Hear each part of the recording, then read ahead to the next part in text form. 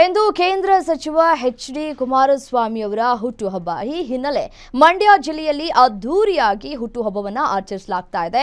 ಕುಮಾರಸ್ವಾಮಿ ಆಯಸ್ಸು ಆರೋಗ್ಯ ಯಶಸ್ವಿಗಾಗಿ ಶಿವನಿಗೆ ಪ್ರಿಯವಾದಂತಹ ರುದ್ರ ಹೋಮವನ್ನು ಮಾಡಿಸಿ ಬಿಜೆಪಿ ಕಾರ್ಯಕರ್ತ ತಾಯಿತವನ್ನ ತಂದು ಕಟ್ಟಿದ್ದಾರೆ. ಇನ್ನು ಇವತ್ತು ಮಂಡ್ಯಕ್ಕೆ ಭೇಟಿಯನ್ನ ಕೊಟ್ಟಿದ್ದಾರೆ ಕುಮಾರಸ್ವಾಮಿಗೆ. ಅವರು ಕಾರ್ಯಕರ್ತರು ಕೂಡ ಅದ್ದೂರಿಯಾಗಿ ಸ್ವಾಗತವನ್ನ ಕೂಡ ಮಾಡಿಕೊಳ್ತಾ ಇರುವಂತಹ ದೃಶ್ಯವನ್ನ ಕೂಡ ಗಮನಿಸ್ತಾ ಇದ್ದೀರಿ.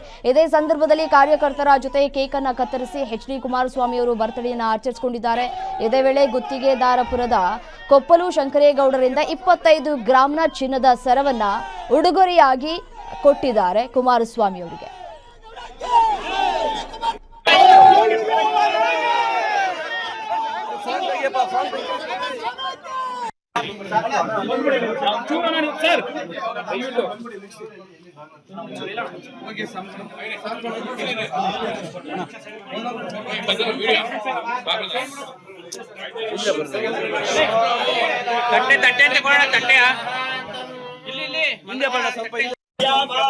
प्रतिवेशो चेतना स्वस्तये वायो उपब्रवामहि सोमं सुस्ते भुवानस्य यस्पदेः तथा कुमारस्वामी नामधेयस्य जन्मदिनप्रयुक्तान्तिनः अपमृत्यु घण्टिका गण्डान्तर सकल सर्व स्थितोष निवारणार्थाय दीर्घायुष्य प्राप्तिरस्तु ब्राह्मणाशीर्वाद प्राप्तिरस्तु शृंगेरी शारदादेवी आदिगुरु शंकर भगवत्पादाचार्य कृपाकटाक्ष सिद्धिरस्तु।